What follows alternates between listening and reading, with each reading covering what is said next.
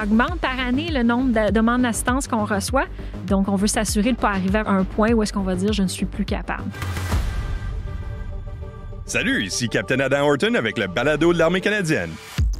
Ces dernières années, les militaires ont été de plus en plus sollicités pour répondre à des opérations nationales, qu'il s'agisse des pandémies, des feux de forêt, des inondations ou d'autres situations d'urgence. La lieutenant-colonel Geneviève Bertrand du quartier général de l'Armée canadienne à Ottawa et l'ancienne commandante du Royal 22e Régiment, 3e bataillon, nous expliquent comment les opérations nationales sont préparées et comment les soldats sont envoyés sur le terrain. Bonjour, bienvenue au balado. Merci, ça fait plaisir d'être ici. Si on considère l'équipement militaire, nos uniformes, notre entraînement, les véhicules blindés, c'est tout conçu pour le combat. On n'a pas besoin d'un véhicule blindé de 25 tonnes pour combattre des feux de forêt. Pourquoi est-ce que l'armée est utilisée ou appelée à faire des opérations domestiques nationales? Fait que c'est une bonne question, puis c'est une question à plusieurs volets, en fait, pour la réponse. On est appelé parce que l'armée ou les forces armées canadiennes deviennent un petit peu la ressource de dernier secours. Donc, ça veut dire qu'au niveau provincial, au niveau national, toutes les autres ressources ont été exploitées. Puis on se retrouve dans une situation où la demande et le besoin est encore là. Donc, on se retourne vers des troupes qui sont très bien entraînées, qui sont disciplinées, qui sont en excellente forme physique pour pouvoir supporter puis aider la communauté locale où est-ce qu'il y a un événement qui se passe à ce moment-là. Au niveau de l'équipement, nos uniformes ou de l'équipement même blindé, on a encore aussi des équipements ou des véhicules qui ne sont pas nécessairement blindés, qui sont plus des transporteurs logistiques qui vont amener du matériel d'un endroit A jusqu'à un endroit B ou encore amener du personnel. Ceci étant dit, c'est sûr que nos véhicules blindés peuvent quand même fonctionner pour nos transporteurs de troupes pour amener des organisations ou des unités à une certaine location. Et le fait aussi qu'on a des véhicules qui sont pas mal tout-terrain, ben ça aide dans des situations où est-ce qu'il y a eu une catastrophe naturelle, où est-ce que les routes sont peut-être pas aussi praticables avec une petite Honda Civic. Fait que des fois, c'est une bonne chose d'avoir un véhicule blindé à sa disposition pour pouvoir amener les troupes d'un point A au point B puis de pouvoir aider les communautés qui en ont besoin. Et on entend souvent dire, le commandant, le personnel, c'est notre ressource la plus importante pour l'armée, en tout cas. Puis certainement qu'on a une réserve de personnel assez imposante, donc c'est sûr que ça l'aide pas mal. Absolument. Puis c'est sûr qu'on a des soldats, pour la plupart, surtout pour la force régulière, qui sont payés 24 heures sur 24. On est prêt à répondre à toutes les éventualités. Au niveau de l'armée canadienne, on a toujours des unités d'intervention immédiate qui sont mises en certain état d'alerte de façon continue au courant de l'année, puis les unités vont changer. Puis c'est justement pour répondre à ces événements un peu non planifiés, impromptus, qui vont arriver au niveau national. Donc, nos troupes sont prêtes pour faire ça, puis sont rapidement déployables. C'est sûr qu'un soldat ou un groupe de soldats ne peut pas juste pogner leur sac de sable, pitcher ça en arrière d'un camion, puis embarquer, puis aller supporter une urgence à quelque part. Comment est-ce que l'armée s'implique dans des urgences nationales? Donc, qu'est-ce qui va arriver normalement? Ce qu'il faut comprendre, c'est qu'au niveau des urgences nationales, les provinces sont responsables de fournir leurs propres ressources et puis de répondre à l'urgence qui se passe sur leur propre territoire. Donc, on va prendre des exemples très concrets parce qu'on les a vus arriver cet été. Feu de forêt en Colombie-Britannique, par exemple. Bien, la Colombie-Britannique est responsable de regarder à l'intérieur avec son personnel de sécurité puis de dire, j'ai besoin de tant de pompiers, j'ai besoin de tant de personnel pour pouvoir évacuer telle ville, pour pouvoir faire telle chose. Jusqu'à un certain point, ils vont se regarder puis ils vont dire, hey, je commence à manquer de monde ou ça va être beaucoup plus gros que qu'est-ce que je suis capable de soutenir. J'ai utilisé toutes mes ressources, autant monétaires qu'en ressources humaines, et puis là, j'ai besoin de support autre. Fait que c'est à ce moment-là qu'ils vont faire une demande au niveau national, au niveau du gouvernement, puis ils vont dire, j'ai besoin d'aide pour remplir telle fonction. Fait qu'ils vont nous demander un effet à accomplir. Donc, est-ce que ça va être de supporter les pompiers dans leur combat du feu pour des feux de forêt? Est-ce que ça va être de supporter à l'évacuation d'une ville en quelque part? Donc, ils vont demander un effet. J'ai besoin d'évacuer telle ville, j'ai besoin des gens pour supporter ou pour suivre les pompiers et faire tel travail. Donc, dans chaque province, on a des officiers de liaison qui sont là puis qui vont parler avec la province pour dire Voici ce que l'armée, on pourrait faire. Voici quel genre de ressources que j'ai à ma disposition pour potentiellement vous aider. Cette demande-là, un coup qu'elle a été peaufinée, travaillée, est envoyée au gouvernement pour dire, voici la demande que j'ai au niveau de la Colombie-Britannique, j'ai besoin d'aide pour faire telle chose. Et puis, c'est là que le gouvernement va se retourner puis va dire, oui, je suis capable de t'aider pendant les 2 prochaines semaines. Donc, c'est comme ça que les demandes vont arriver. Et à ce moment-là, nous, on est actionnés, on est mis en état d'activité pour répondre à la demande qui va arriver. Quand une demande rentre, comment est-ce qu'on se prépare pour exécuter ces tâches-là? Est-ce que vous pouvez peut-être donner un exemple d'une urgence récente où c'est impliqué? Qu'est-ce qu'on fait? Comment que l'engrenage fonctionne? Fait qu'il y a beaucoup, beaucoup d'étapes. La première chose à comprendre, c'est qu'on a toujours des troupes qui sont sur état d'alerte pour répondre à ces demandes-là ou à ces événements-là. Donc, à travers toute l'année, à travers toutes les divisions qu'on a, on a des troupes qu'on appelle une unité d'intervention immédiate qui sont prêts à répondre. Donc, en termes de mettre des gens en bon français, en stand-by pour pouvoir répondre à la demande, ils sont déjà là. Fait que nos troupes sont déjà prêtes. Ce qui va arriver par la suite, c'est en recevant la demande d'assistance, c'est là qu'on va commencer à la regarder et dire, OK, il faut que je sois à telle date, il faut que ça commence. Donc, je dois déployer mes gens, je dois les envoyer, voici l'équipement qu'ils doivent avoir avec eux autres. Donc là, l'engrenage se met en place. Nos troupes sont déjà à un certain niveau d'avis, fait qu'il y en a qui sont à 4 heures d'avis, il y en a qui sont à 12 heures et 24 heures. Donc, l'équipement est prêt, les troupes sont prêtes, les familles sont prêtes aussi parce que ce que ça implique, c'est que nos troupes vont se déployer puis ils vont probablement pas revenir à la maison tous les soirs pour pouvoir dormir dans leur petit nid douillet. Donc, ils vont partir. Fait que c'est comme un déploiement, mais sur le sol canadien. Donc, un coup que ça s'est fait, on déploie les troupes. Ce qu'il faut comprendre aussi, c'est qu'un coup que nos troupes sont déployées puis qu'on a reçu la demande d'assistance, ils tombent sous le commandement du COIC, qui est le commandement des opérations interarmées du Canada. Donc, le COIC est responsable ensuite de faire l'emploi et la gestion de ces troupes-là, dépendamment de la location où est-ce qu'ils se trouvent. Donc, je vais vous donner un exemple très concret qui sort un peu de la boîte, car normalement, on utilise les troupes de la région pour répondre à la demande. Je me fie au feu qu'on a eu au territoire du Nord-Ouest, donc plus précisément à Yellowknife. Normalement, c'est la zone de responsabilité, si je peux dire, de la 3e division canadienne qui est localisée à Edmonton. Pendant tout l'été, par exemple, si vous vous souvenez, on a eu des feux de forêt en Colombie-Britannique, on a des feux de forêt en Alberta. Donc, la gang de la 3e division a été pas mal sollicitée et était déjà sur une demande d'assistance quand la demande d'assistance des territoires du Nord-Ouest est arrivée. Donc, ce qu'on a fait au niveau de l'armée canadienne, c'est nous autres qui décident quelles troupes vont aller où. On s'est regardé et on a dit, OK, quelle autre troupe qu'on pourrait utiliser? Parce que si je commence à utiliser encore des troupes de la 3e division, là, ils vont commencer à être fatigués. Donc, c'est là qu'on a décidé de faire appel à la 2e division, qui avait des troupes, encore une fois, qui étaient prêtes à répondre à leur zone d'opération.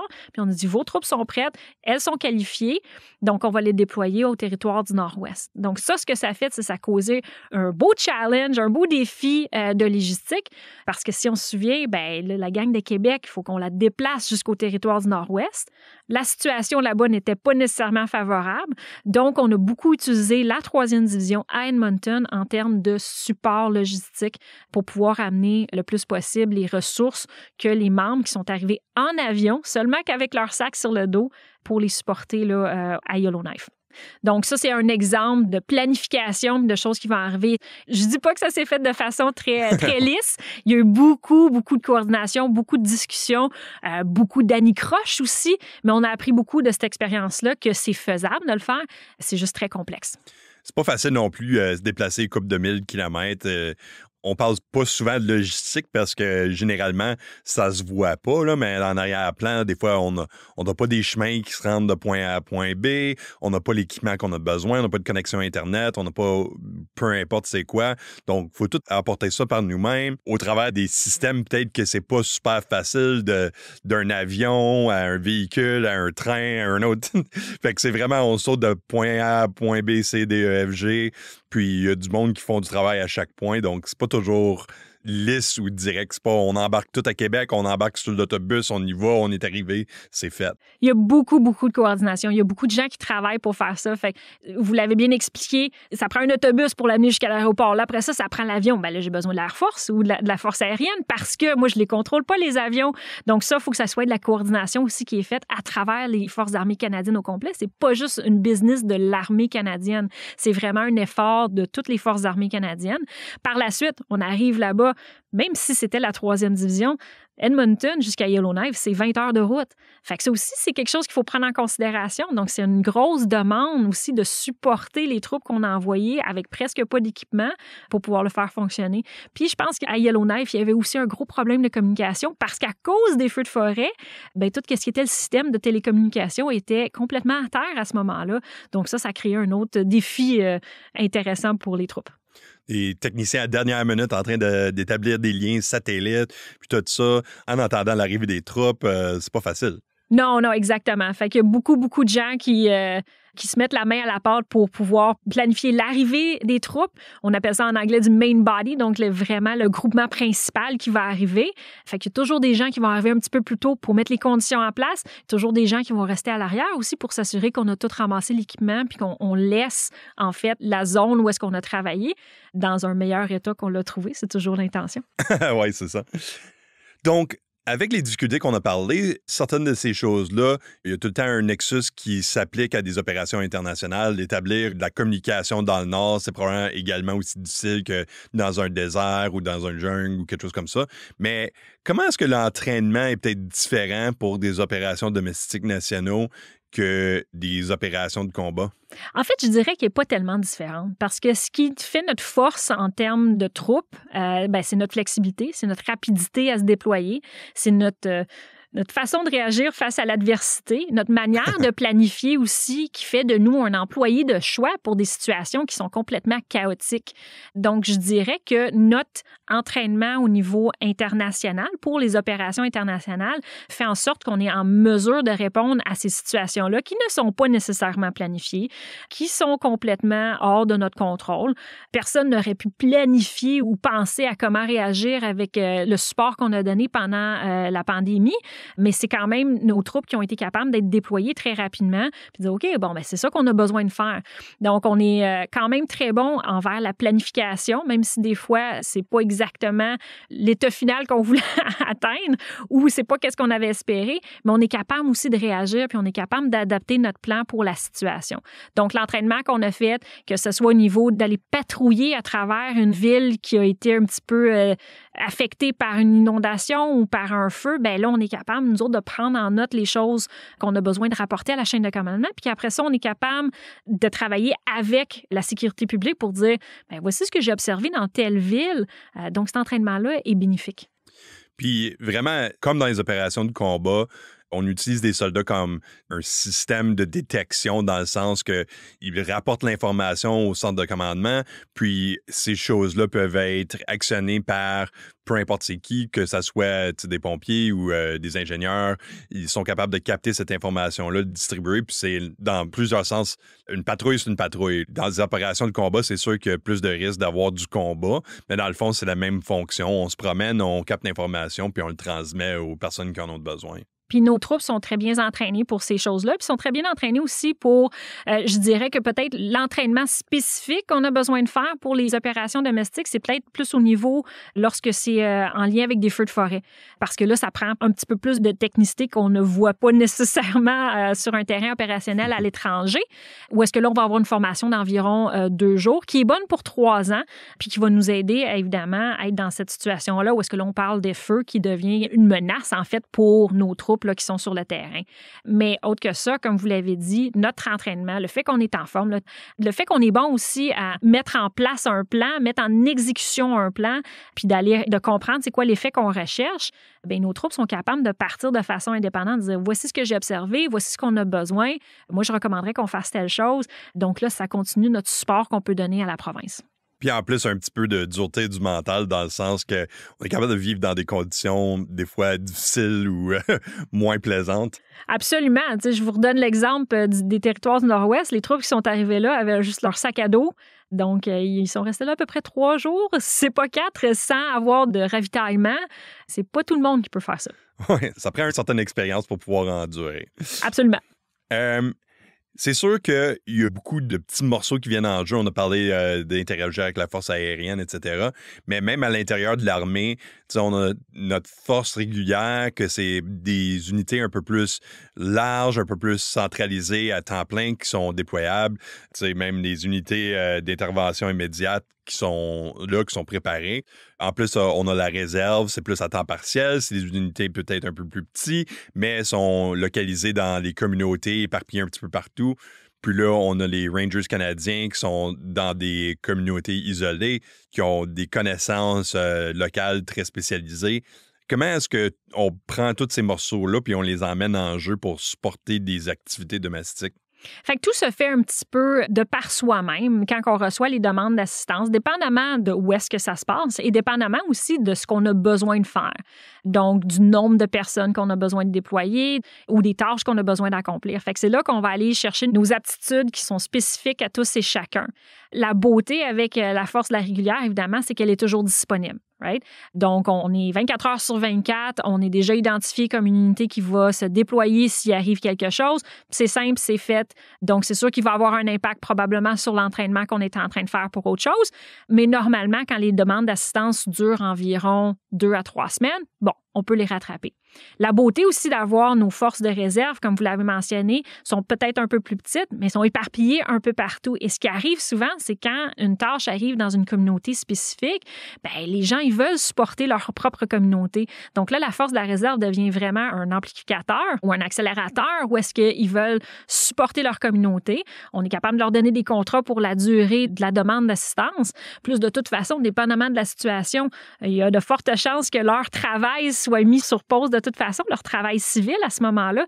Donc, ça nous donne des ressources de plus. Donc, c'est quelque chose vraiment à capitaliser puis à prendre un avantage. Puis, au niveau des Rangers qu'on a un petit peu plus dans les régions isolées, mais comme vous l'avez mentionné, si on a des demandes d'assistance pour aider à l'évacuation des personnes qui sont prises en quelque part, ça peut être un écrasement d'un petit avion, fait qu'il faut aller les rechercher.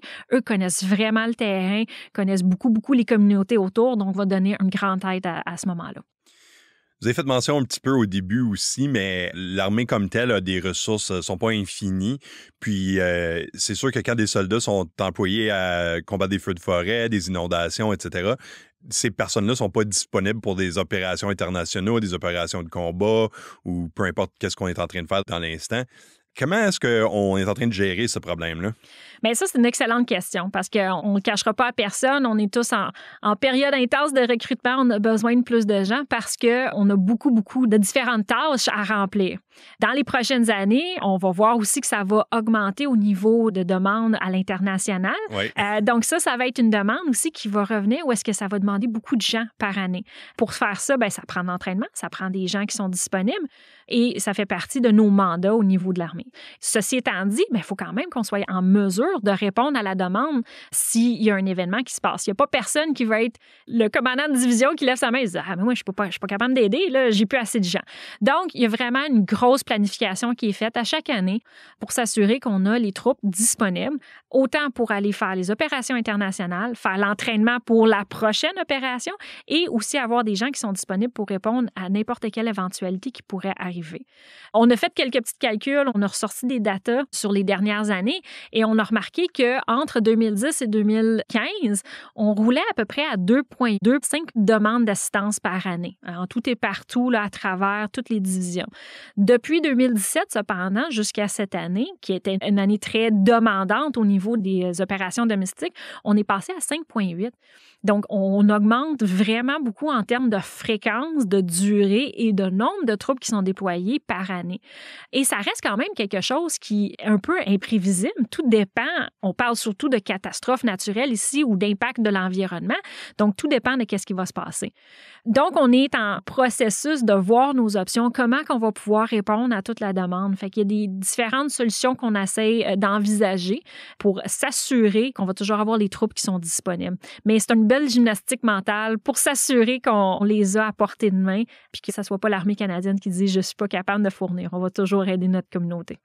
Est-ce qu'il y a des tâches en particulier qui arriveraient peut-être qu'on dirait non, c'est pas le genre de choses qu'on fait? Absolument. Comme je vous l'ai dit, on a toujours des officiers de liaison qui sont au niveau provincial puis qui vont aider peaufiner la demande d'assistance. Parce qu'il y a des choses qu'on ne fera pas. On ne fera jamais de contrôle type policier sur notre propre population. Donc ça, c'est pas notre business.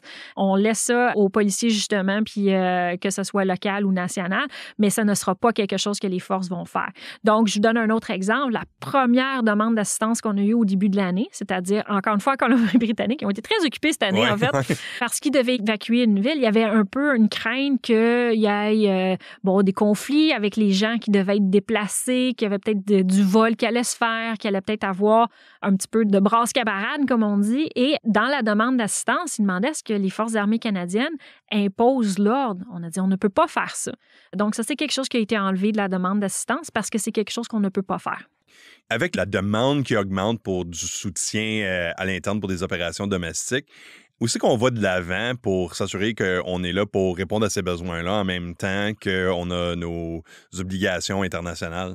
Fait, comme je l'ai dit, c'est sûr que ça demande beaucoup de planification à chaque année. Fait que chaque division est responsable d'avoir des troupes qui sont prêts à réagir aux demandes d'assistance. Et ça, c'est à travers l'année. Même si nos demandes d'assistance arrivent le plus fréquemment de avril à octobre, je vous dirais, c'est à travers l'année, on a toujours des unités qui sont des unités d'intervention immédiate et toutes les divisions ont ces unités-là qui sont identifiées pour répondre à cette demande-là. On a touché un peu, nos opérations internationales vont continuer à augmenter, nos tâches continuent à augmenter. Fait que toutes nos tâches qu'on a besoin de faire au niveau des Forces armées canadiennes continuent à se développer et à augmenter. Nos troupes diminuent un peu en chiffres, donc on est en intense campagne de recrutement. Donc, qu'est-ce qu'on peut faire pour s'assurer on ait des troupes disponibles? On est en train de regarder des options. Est-ce que ça soit d'avoir des contrats pour notre force de réserve, justement, qui est locale, qui est prêt à intervenir pour une question d'une année au complet ou peut-être 6 mois? C'est des choses qu'on est en train de regarder. Mais il faut que ça soit discuté, évidemment, c'est très préliminaire. Il faut que ça soit discuté avec d'autres paliers dans l'organisation parce qu'on parle soit de ressources, d'argent qu'on ne contrôle pas nécessairement au niveau de l'armée, mais c'est des options qu'on regarde. Ça peut être aussi une force qui est identifiée dans une province qui va desservir tout le pays pendant 1 an. Par exemple. Ça pourrait être ça. Encore une fois, il faut que ça soit discuté à plusieurs niveaux parce que je ne contrôle pas les avions. Je ne contrôle pas non plus toutes les ressources. Donc, c'est sûr que c'est un effort au niveau des Forces armées canadiennes. Mais c'est sans dire un problème, c'est une considération qu'on est en train de regarder parce qu'on voit un point de friction qui va arriver. Je vous l'ai dit, ça augmente par année le nombre de demandes d'assistance qu'on reçoit. Donc, on veut s'assurer de ne pas arriver à un point où est-ce qu'on va dire « je ne suis plus capable ». Donc, c'est ce qu'on est en train de faire pour essayer de développer des options. De voir comment que ça va tourner. Ben moi aussi, puis peut-être qu'on en reparlera encore une fois. Oui, peut-être. OK, ben merci beaucoup d'avoir assisté au balado, c'est bien apprécié. Merci, puis ça me fait plaisir. Ça, c'était la lieutenant-colonel Geneviève Bertrand du quartier général de l'Armée canadienne à Ottawa et moi, je suis capitaine Adam Horton avec le balado de l'Armée canadienne. Prenez soin de vous.